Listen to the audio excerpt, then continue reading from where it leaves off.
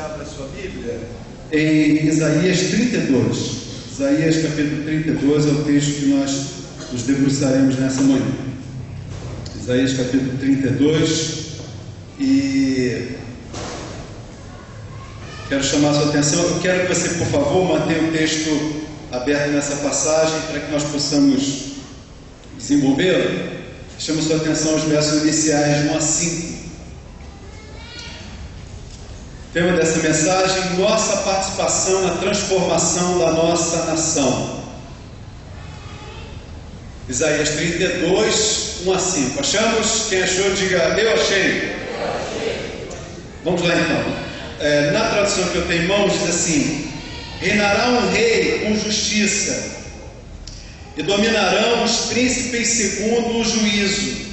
Cada um deles será um esconderijo contra o vento e um refúgio contra a tempestade, como ribeiros de águas em lugares secos e como a sombra de uma grande rocha em terra sedenta. Os olhos dos que veem não se fecharão, e os ouvidos dos que ouvem estarão atentos. O coração dos imprudentes entenderá a sabedoria, e a língua dos gagos estará pronta para falar distintamente. Ao louco nunca mais se chamará nobre, e ao avarento nunca mais se dirá que é generoso. E aí segue o texto nas suas declarações. Esse texto, irmãos, pode sentar, irmão. Esse texto, ele está inserido num contexto muito próximo a mensagens anteriores já citadas aqui, dos profetas, mencionando os profetas maiores, os profetas menores também. Isaías foi contemporâneo de Oséias, Joel, viveu junto com o período de Amós, Jonas, Miqueias e Naum. Todos eles falam então de um cenário muito próximo. O momento do Reino do Norte é o momento de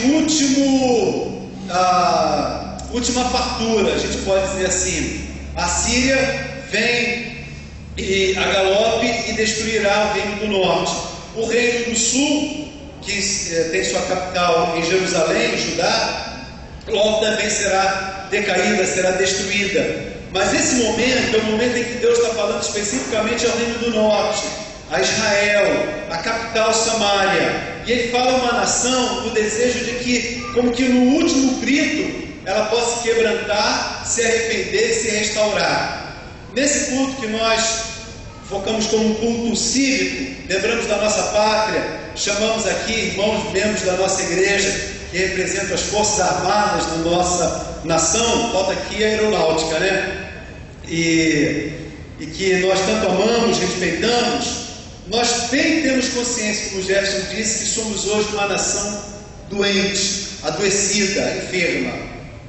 E esse texto, ele tem a ver nessa manhã, irmãos, porque Deus está falando a uma geração do texto bíblico, mais ou menos anos 700, 720, nós não temos uma data prevista, muito exata, em que Israel está se preparando, sem perceber, para levar um golpe, agido por Deus, usado por Deus, usando mãos ímpias, por conta de um momento muito triste em que o povo vive longe de Deus. E eu quero então chamar a atenção dessa mensagem como a nossa participação na transformação da nossa nação. O capítulo então ele vai descrever, eu quero que você acompanhe comigo. Começa os versos iniciais mencionando o desejo que Deus tem para aquela nação, como também o desejo que Deus tem para nós. O que Deus espera? O que Deus sonha para o Brasil nessa nossa geração? O que Deus sonhava para aquele contexto? É verdade que é um texto apocalíptico, fala da vinda de um rei que será justo e coisas ou alvos que estão lá na frente, mas sem sombra de dúvidas, também é para aquele momento ao qual Deus queria para aquela geração, como para a nossa também. O verso 5 diz coisas lindas, de 1 a 5, fala de um rei.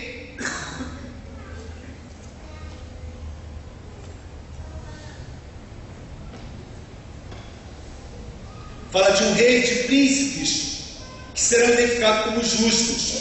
Menciona que esse rei, esses príncipes, governadores, eles serão considerados como esconderijos contra uma tempestade. O povo olhará para o rei e para os seus príncipes, assim. Diz o verso 3 e 4, que os olhos não se fecharão, os ouvidos ouvirão, e o coração imprudente atenderá e cumprirá a sabedoria. Ou seja, irmãos, fala de coisas que são aspirações que Deus tem para aquela geração, como para nós também. No verso 5, diz que naquele tempo haverá justiça, haverá verdade, porque o texto diz, que nós acabamos de ler, o louco não se chamará mais de nobre, e o avarento não se chamará mais de generoso. Ou seja, a verdade será declarada, aos olhos nus todos conhecerão os fatos, e ninguém mais se esconderá. E nós podemos olhar para o nosso Brasil, irmãos, e olhar para a política, para a situação econômica, para todas as áreas da nossa realidade, até a religiosa também, e observar que nós somos realmente uma nação doente, uma nação em que loucos se dizem nobres, avarentos se intitulam e são reconhecidos como generosos, governantes que deveriam cuidar pelo nosso bem-estar andam de avião para cima e para baixo, comendo dinheiro que é da nossa saúde, que é do nosso bem-estar. Governos municipais de todas as esferas que gastam, irmãos, 5 bilhões da educação em benefícios próprios, em acordos obscuros que ninguém sabe a sua origem. Meus irmãos, esse é um texto que mostra o sonho de Deus para aquela geração, como para essa geração também. Como Deus sonha para o Brasil? Deus sonha que haja um reino e governos justos, em que a população olhe para eles e aponte: eles são como esconderijos em dias tenebrosos, como que em dias de tempestade, onde nós podemos nos esconder neles. Qual é a visão real de Deus para aquela geração do texto de Isaías 32? Qual a visão que Deus tem para os nossos dias? Como Deus enxerga o momento que nós estamos vivendo? Os versos de 6 a 14 nos declarará isso. Queria que você olhasse na sua passagem, no seu texto, você pode acompanhar aí. Versículo 6 diz assim: porque o louco falará loucamente, e o seu coração pratica iniquidade, para usar de hipocrisia e para proferir mentiras contra o Senhor, e para deixar vazia a alma do faminto, e fazer com que o sedento venha a ter falta de água. Então fala de um Deus que enxerga, ele não está cego. Ele menciona um louco que pratica impiedade, hipocrisia e fere com as suas mentiras contra o próprio Deus. No verso 7, podemos ler juntos? Vamos lá então, versículo 7, digamos: todas... Ele maquina invenções malignas para destruir os mansos.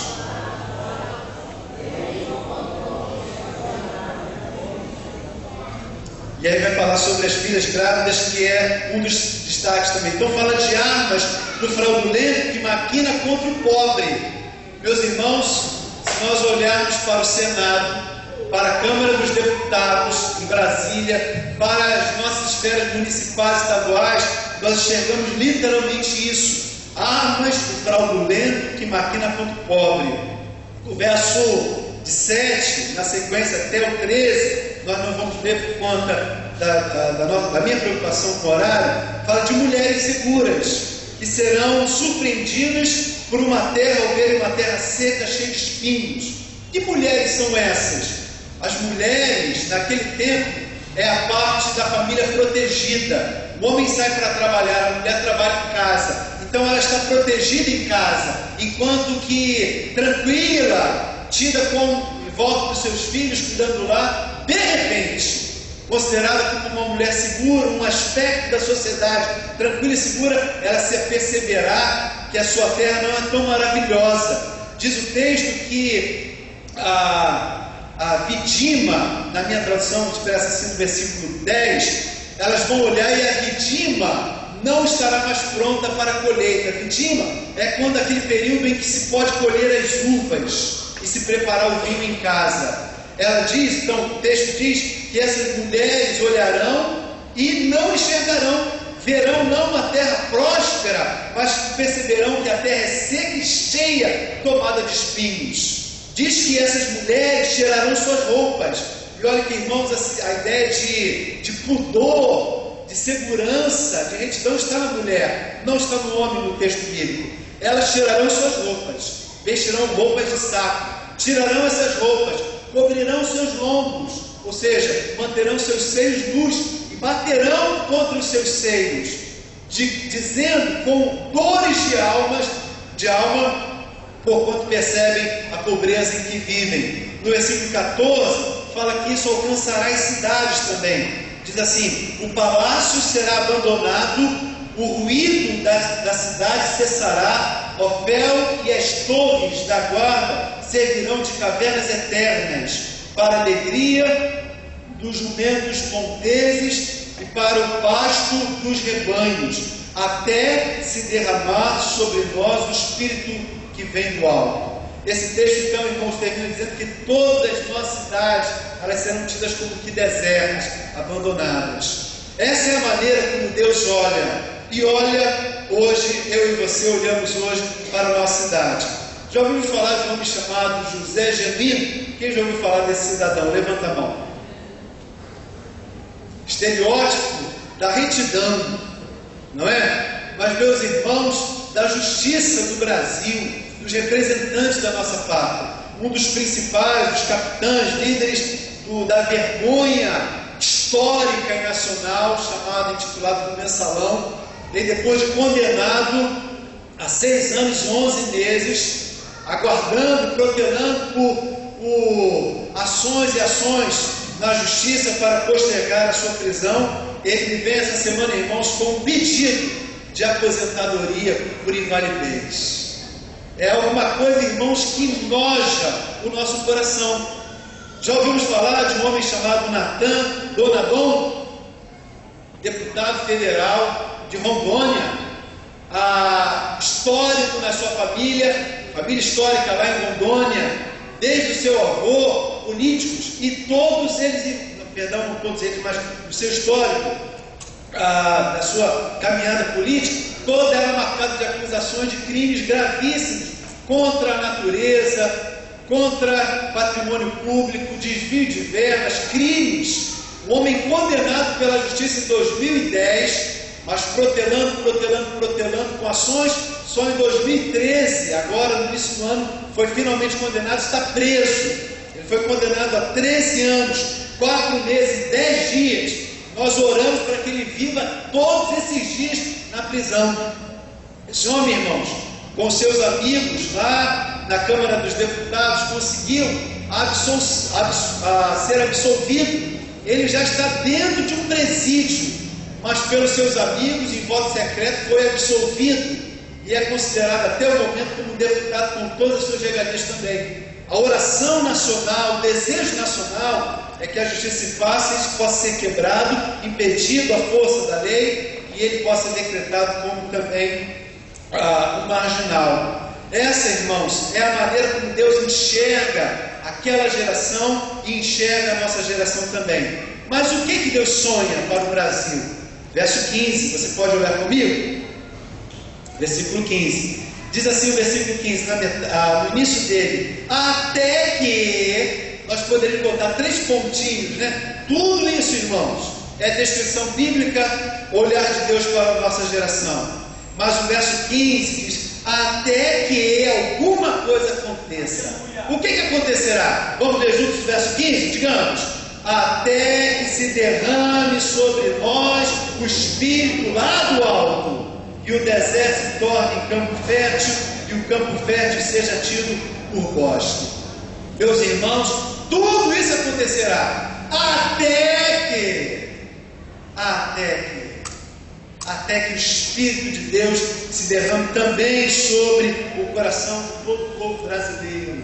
Nós oramos, irmãos, para que isso aconteça num grande avivamento urgente. Por isso diz: se o meu povo, que se chama pelo meu nome, se humilhar e orar e buscar a minha face, e se converter dos seus maus caminhos, então eu ouvirei dos céus, perdoarei os seus pecados e sararei o que, irmãos? A sua terra. Toda aquela terra em que as mulheres olharam repentinamente, quando se deram conta e viram a malignidade que estava sobre elas, uma terra seca e não fértil, uma terra cheia de espinhos, de abrolhos, que não poderiam pisar com seus pés, desnudada, a sua nudez, toda a sua vergonha exposta. Tudo isso seria até que o Espírito de Deus se derramasse sobre aquela geração. Meus irmãos, aqui está o convite para botarmos a boca no pó, trabalharmos como cidadão, lutarmos pela nossa cidade, pela nossa cidadania, pela dignidade de novo. O que Deus sonha para essa geração, o que Deus sonha para a nossa nação? Deus sonha, irmão, um grande derramar do seu Espírito. Diz o versículo 15, a parte final, Deus sonha como consequência natural, fertilidade e abundância material para todos. Não só para alguns. Se você olhar no versículo 15, na sua continuidade, diz até que se derrame sobre nós o Espírito lá do alto, e o deserto se torne em campo fértil. Olha que coisa linda, irmãos. E o campo fértil seja tido como bosque. Aquela pairagem seca, terra seca, toda improdutiva, cheia de espinhos, vai se transformar em terra fértil. E a terra que já era fértil vai se transformar no bosque. Vai aumentar ainda mais, e isso para todos, para todas as pessoas. O que Deus sonha também para nós? Verso 16, você pode olhar, ele sonha justiça e retidão. Vamos ler juntos? A justiça habitará no deserto e a retidão morará no campo fértil. Deus sonha para esse tempo com justiça e retidão. Deus sonha, no versículo 17, que nós tenhamos como fruto da retidão, gerando paz, repouso, segurança. Ou seja, irmãos, é uma cultura nova. Se a cultura era de perversidade, de opressão aos pobres, de injustiça, de impiedade, agora vai gerar no povo uma nova cultura. A cultura de paz, uma cultura de bênção, uma cultura de prosperidade. E o verso 17 diz que isso vai ser para sempre. Verso 17, vamos ver juntos? O fruto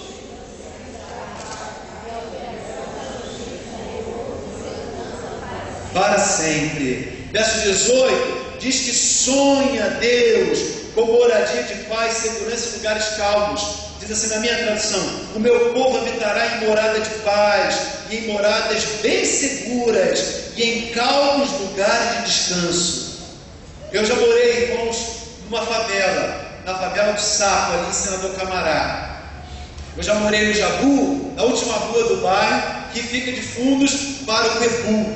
E meus irmãos, viver em comunidades assim é uma coisa muito perigosa. Eu lembro da minha mãe, chegava às 11, meia-noite do trabalho, vindo lá da cidade, cabeleireira, dando duro tremendo. Eu e meu pai, dia de chuva, irmãos, tiroteio no bairro, nós esperávamos dar mais ou menos um intervalo no fogo, cruzado, corríamos para o ponto de ônibus, nos escondíamos atrás daquela guarita. Quando o ônibus vinha, pegávamos a nossa mãe, entrávamos em casa, fechávamos a porta e íamos então descansar. Eu me lembro que morava no Jabu nesse período, irmãos, na minha rua, que então, como eu disse, era a última e é frontal, a rua principal do bairro. Eu lembro que ficavam na minha porta aqueles camaradas com comando vermelho contra terceiro comando, e ficava gritando: cerca a rua tal, cerca a rua tal, pá, pá, pá, pá, pá, pá, pá, pá. E eu sei que muitos irmãos sabem o que é isso. Muitos irmãos sabem o que é isso. O que é que Deus sonha, irmãos, para a nossa geração? Deus sonha, não é alguma coisa que nós desejamos para o primeiro mundo, irmãos. Deus sonha que nós tenhamos lugares, moradias pacificadas, não por armas, mas instaurada uma nova cultura. Lugares, diz o texto, lugares calmos, que você possa viver com o coração calmo também. Você sabe, até os cachorros dos vizinhos distinguiam o tipo de armamento. Eu cheguei a essa dedução da seguinte forma: quando era Natal, era aqueles fogos de artifício, os cachorros não latiam. Aliás, os cachorros latiam, mas meus irmãos, quando eram fogos de tiros, os cachorros ficavam acuados lá nos seus canis.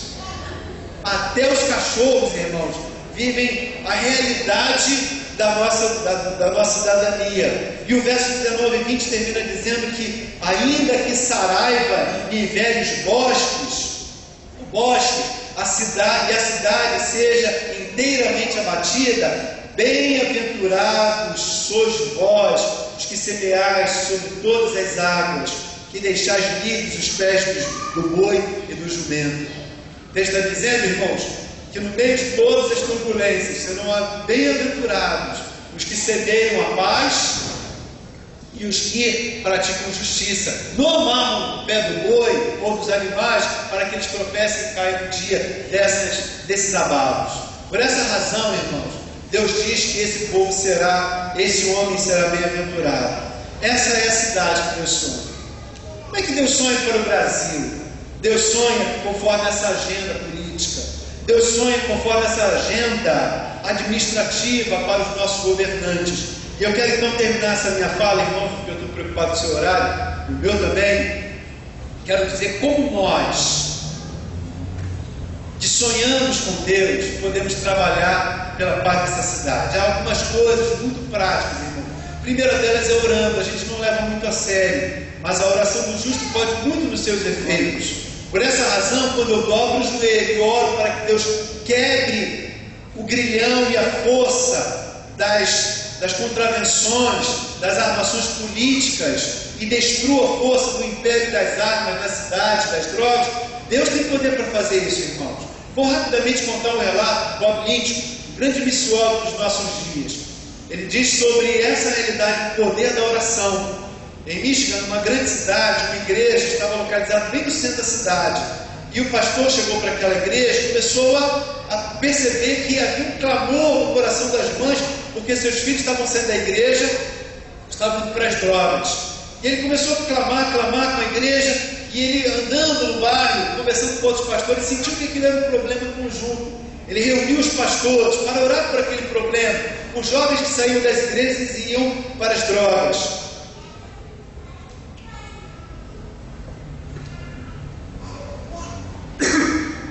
Desculpa, irmãos, falando de oração.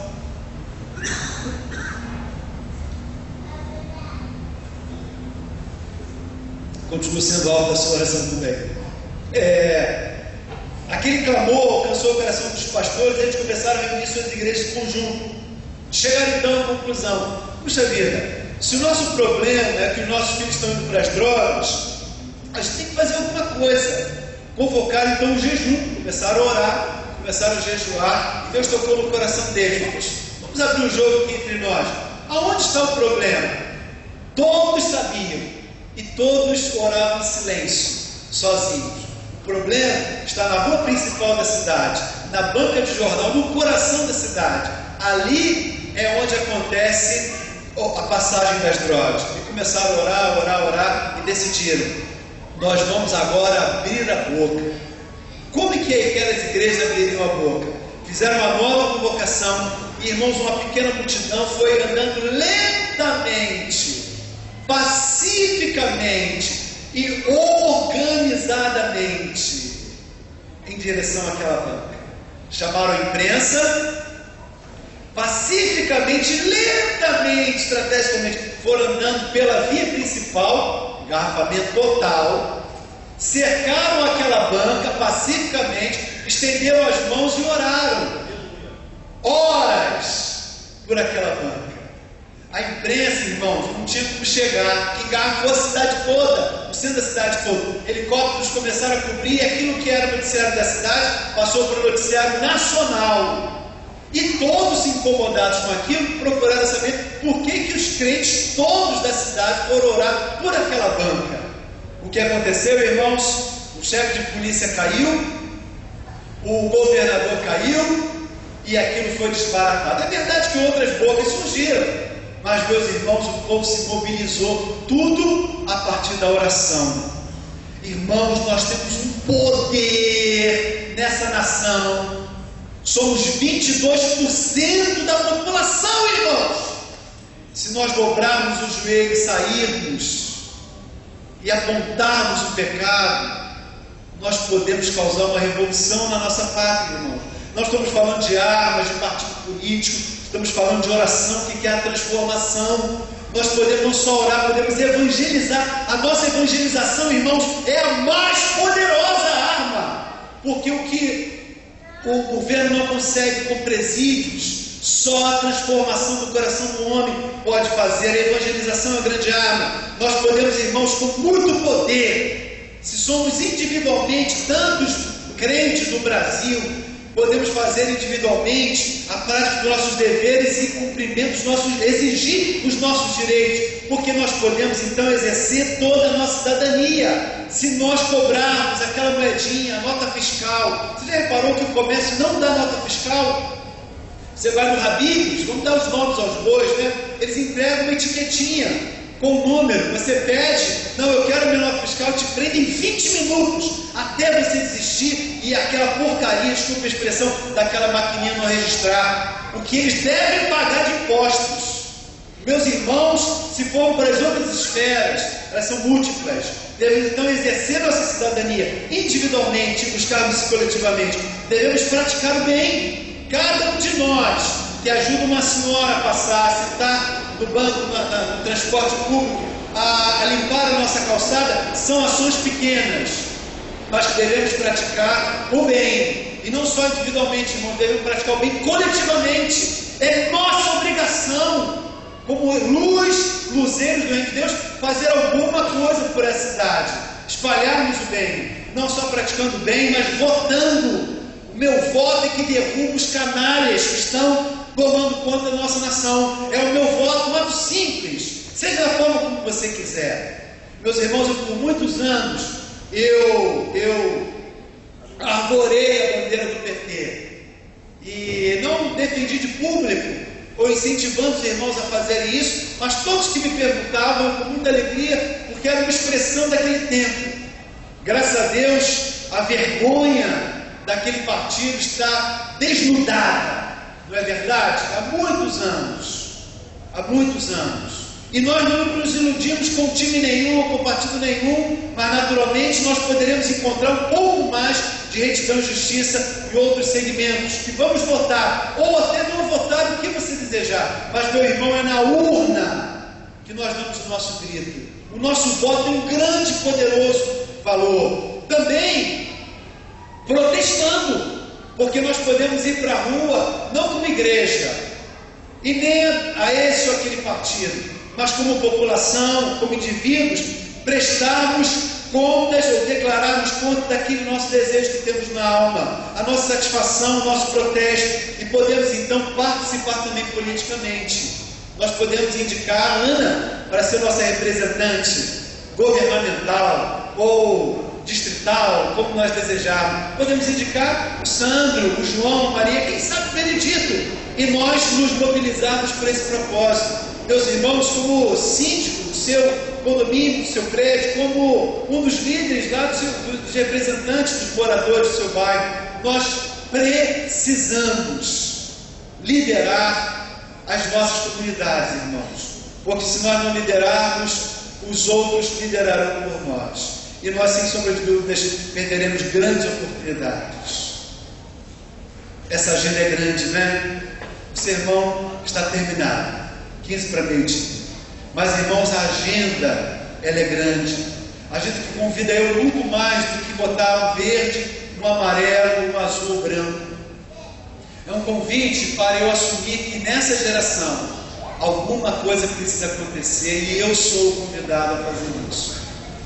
A igreja, por muitos anos, errou por apontar somente o pecado espiritual do povo.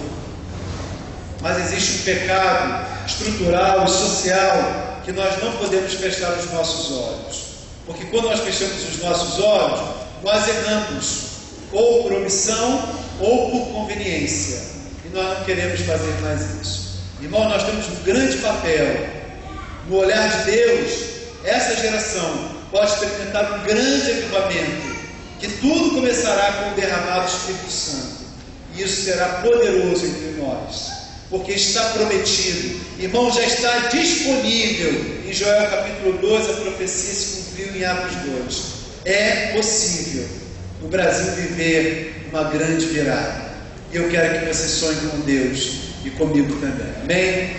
Senhor, nós oramos, sara essa nação, nós cantamos, Senhor, e agora ao sairmos desse salão, desse templo, dessa congregação, nós queremos agora trabalhar, pois nós pedimos isso, que seja pela oração, pela evangelização, pelo serviço social, pela prática da cidadania, rogando e exigindo e praticando nossos direitos e deveres. É através, ó Deus, do voto, do protesto, da mobilização e da participação partidária individual. Nós oramos, Senhor, que o Senhor nos mobilize como agência de transformação, agência do reino nessa terra, pois pedimos isso em nome e para a glória